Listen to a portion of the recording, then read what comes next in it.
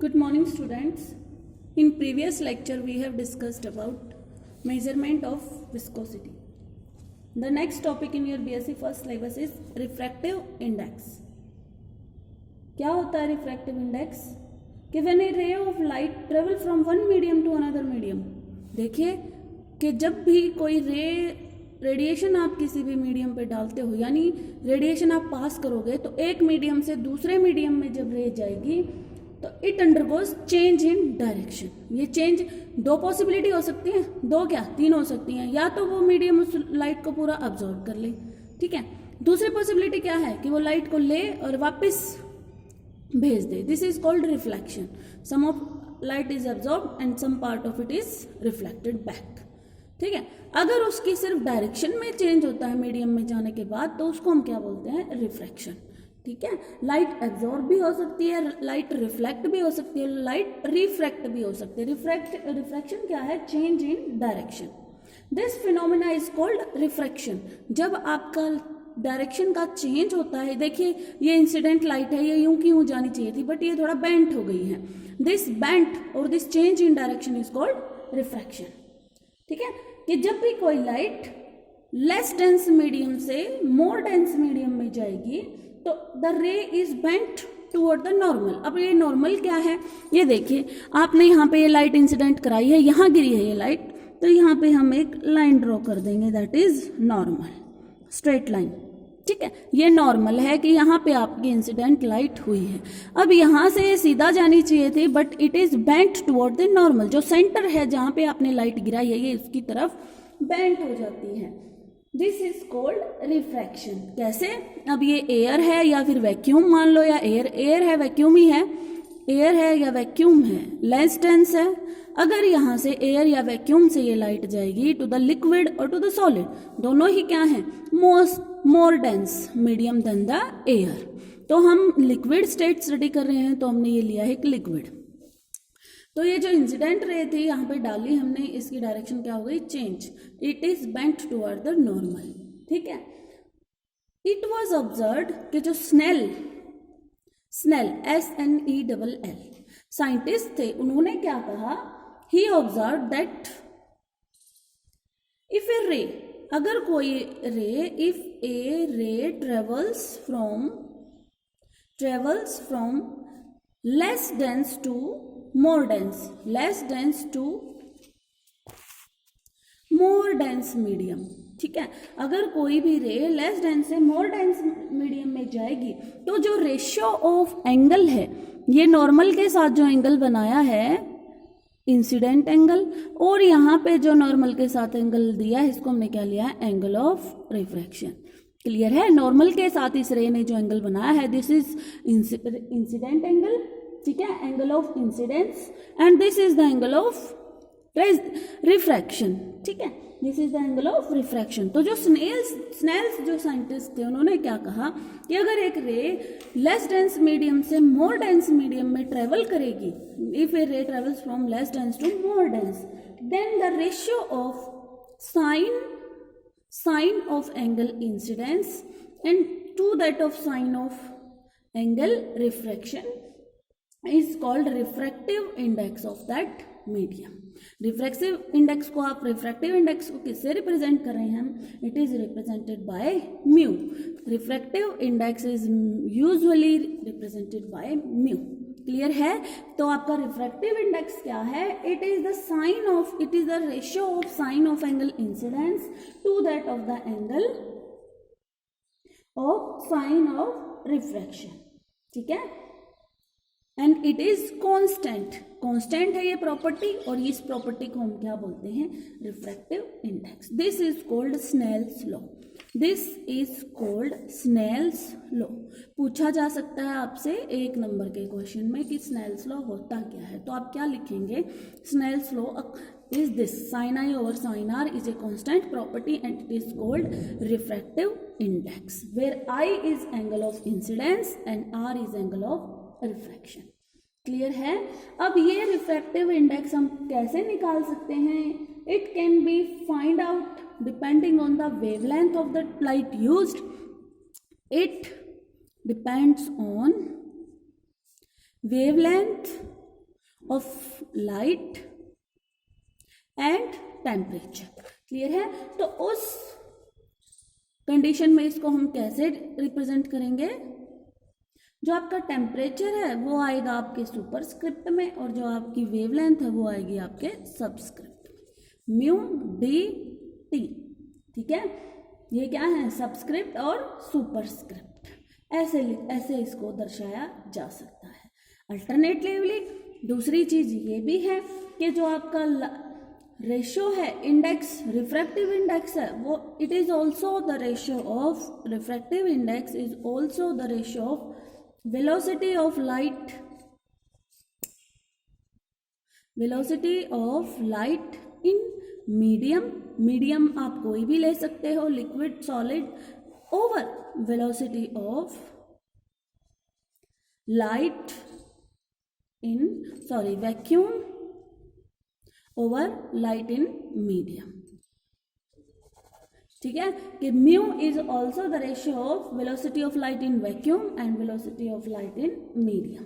तो अब इन दोनों लॉज को जब आप कंपेयर करोगे, ठीक है, जब इन दोनों लॉज को आप कंपेयर करोगे तो sine I is equal over sine R is also equal to N, capital N over small N, where N is the refractive index of less dense medium and it is refractive index of more dense medium.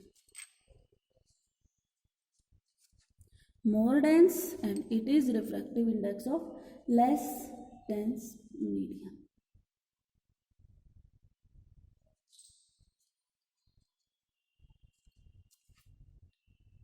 Clear है? This is your refractive index. Now next topic is measurement of refractive index. के refractive index को हम major कैसे करेंगे?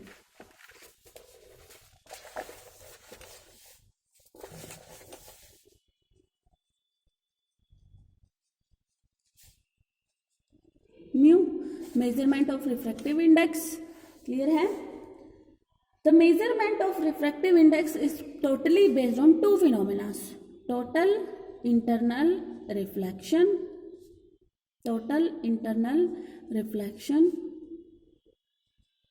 and second is your critical angle. The measurement of refractive index is based on the phenomena of total internal reflection and critical angle. कैसे? ये देखिए, ये आपका नॉर्मल है, नॉर्मल हमने ड्रा किया है। यहाँ देखिए, ये आपकी रेज इंसिडेंट हुई हैं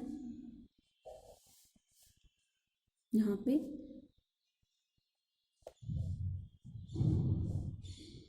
ये ओरिजिन है इसका और ये इंटरफेस है। इंटरफेस क्या है? दो फेसेस के बीच का। ठीक है,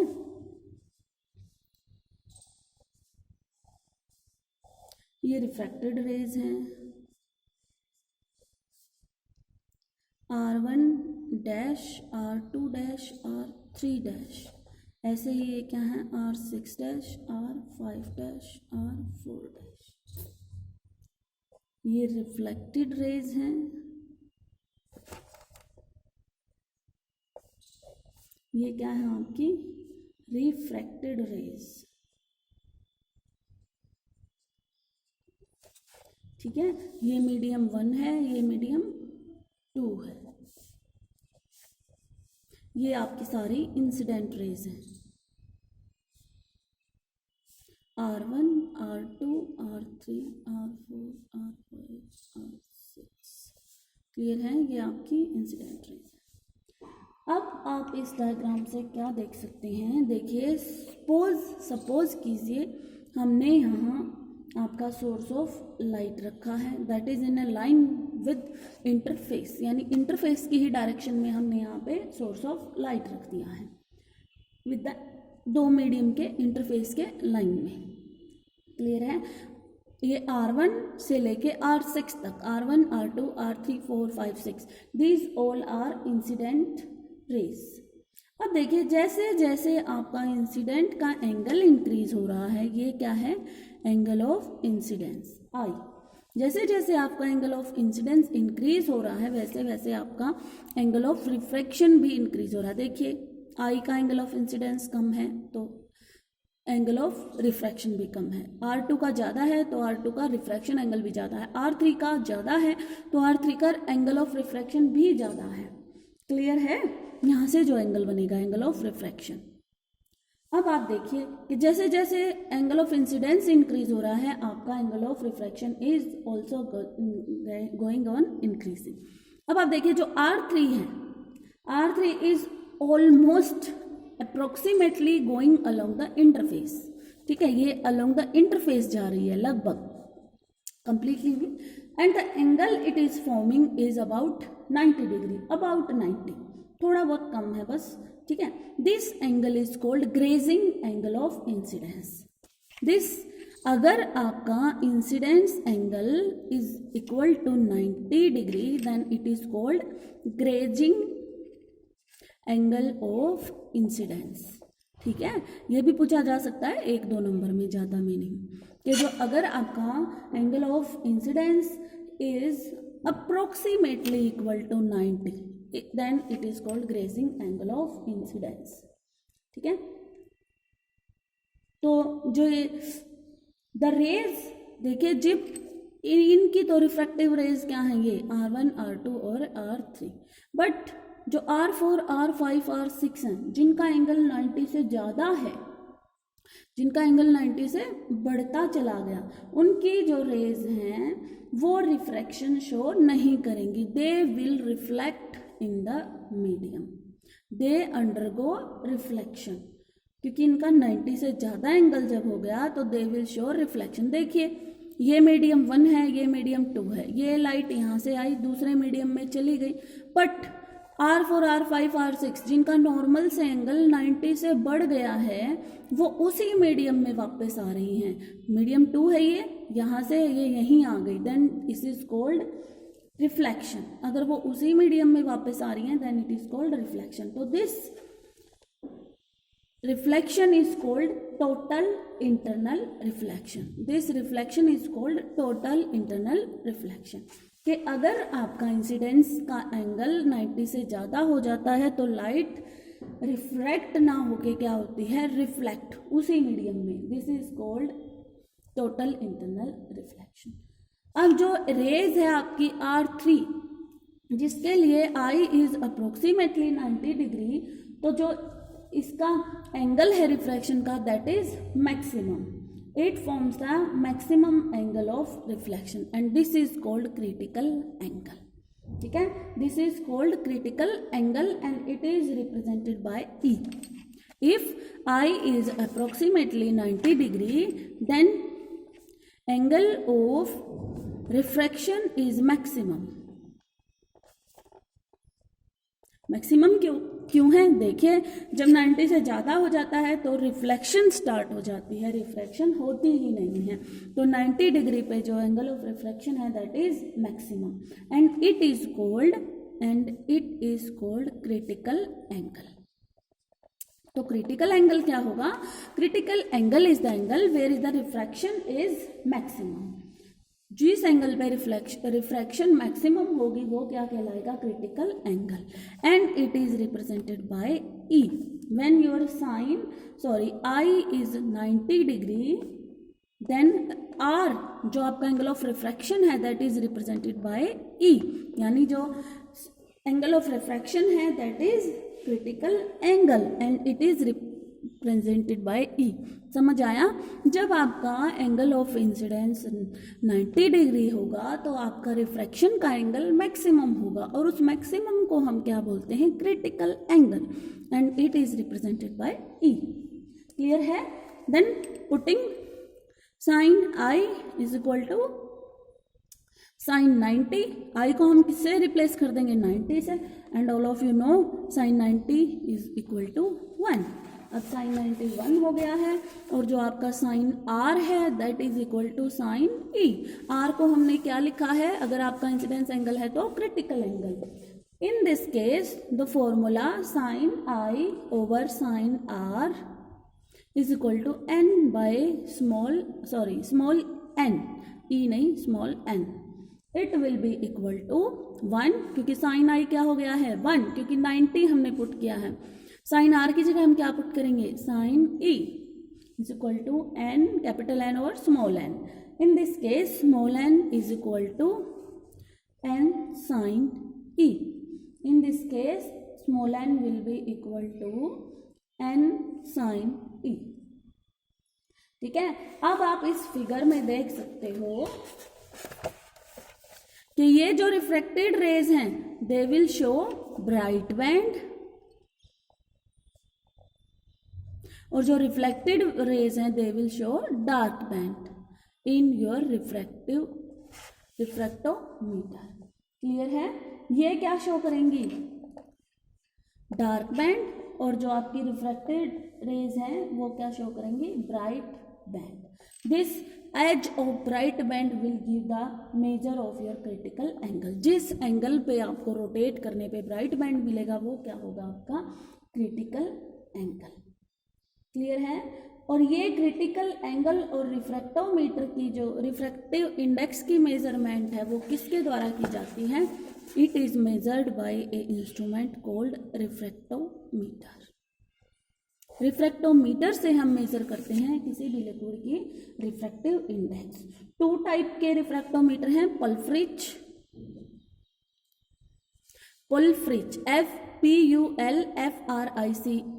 पल्फ्रिच refractometer, and second is your Abbe's refractometer ABBES Abbe's refractometer, जो हम अपनी लैब्स में यूज करते हैं, that is your Abbe's refractometer.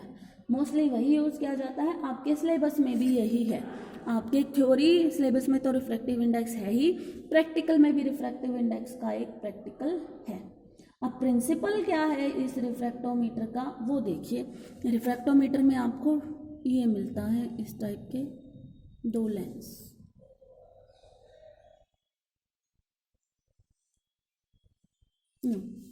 Same होते हैं, ये मैंने गड़बड़ कर दी है इनकी, सॉरी। ऐसे देखिए 2 ट्रायंगल बनानी है हमें ऐसे, ठीक है। इसका प्रिंसिपल क्या है कि इसमें क्या होते हैं, 2 राइट एंगल्ड प्रिज्म, 2 प्रिज्म हम लेते हैं P और Q, 2 प्रिज्म हमने लिए हैं जिनका हाइपोटेन्यूज एक दूसरे को फेस कर रहा है। प्रिज्म आप सबको पता ही है ट्रायंगल शेप्ड है, और इन दोनों का हाइपोटेन्यूज एक दूसरे को फेस कर रहा है। ये हमने राइट एंगल पे रखे हुए हैं। इनको एक दूसरे के साथ हम क्लैंप कर सकते हैं, इन्हें स्टैंड X कहीं भी हम इनको क्लैंप कर सकते हैं मेटल बॉक्स में, ठीक है। इस बॉक्स को R से अटैच किया जा सकता है। देखिए अब इसका प्रिंसिपल क्या है, ये यहाँ पे नॉर्मल ड्रॉ कर देते हैं हम, ये एंगल ऑफ इंसिडेंस, यहाँ से जब लाइट आएगी this is angle of incidence, ये जो लाइट आई है this is angle of incidence, यहाँ से लाइट आई है, यहाँ जब लाइट आपकी रिफ्रैक्ट होगी this is angle of refraction. Clear है, यहाँ आपका लिक्विड है, पॉलिश्ड सरफेस है, ये पॉलिश्ड क्यों है, ताकि लाइट पूरी अब्जॉर्ब ना हो। ये ग्राउंड सरफेस लिया है, एक को हमने पॉलिश कर दिया है, दूसरे को पॉलिश नहीं किया। यहाँ से आपकी लाइट रिफ्लेक्ट होगी, ये मिरर लगाया हुआ है यहाँ पे, ठीक है। देखिए अब जो हाइपोटेन्यूज ऑफ लोअर प्रिज्म है वो ग्राउंडेड है, ठीक है, यूं का यूं प्लेन है, और जो अपर प्रिज्म है उसका हमने पॉलिश्ड किया हुआ है। अब एक लिक्विड की ड्रॉप यहाँ इन दोनों प्रिज्म के बीच में हम डालेंगे लिक्विड की ड्रॉप्स, ठीक है।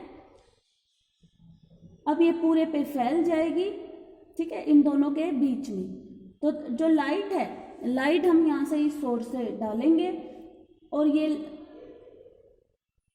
सुटेबल सोर्स से हम डालेंगे, और ये फिर इस प्रिज्म के सरफेस पे आएगी, और यहाँ से वो सारी इस प्रिज्म के सरफेस पे आके हर जगह फैल जाएगी, यानी it will get diffused in all direction.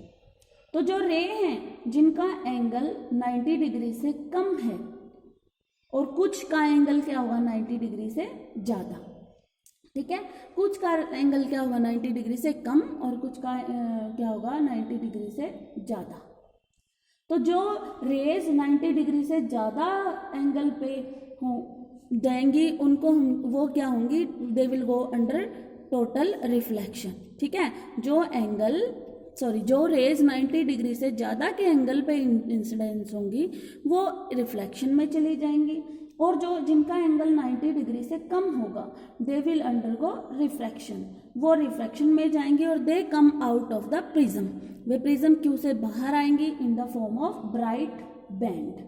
अब ये ब्राइट बैंड आप कहाँ पे स्टडी कर सकते हो, बाय ए टेलीस्कोप। ये तो एक छोटा सा पार्ट है आपके रिफ्रैक्टोमीटर का, पूरा एक इंस्ट्रूमेंट है उसमें लगे हुए हैं, उसमें एंगल देखने के लिए रोटेट करने के लिए भी आपको रोटेटर दिया गया है, उसमें टेलीस्कोप भी दिया गया है जहाँ से आप क्या निकाल सकते हो क्रिटिकल एंगल, और उससे आप क्या निकाल सकते हो आपका refractive index. It will directly give the value of refractive index. Clear है? देखिए this is the diagram of your refractometer, ये इसका स्टैंड है रिफ्रैक्टोमीटर का। जो प्रिंसिपल मैंने बताया वो प्रिज्म सिर्फ ये है, ये वो पार्ट है, क्यू प्रिज्म पी प्रिज्म।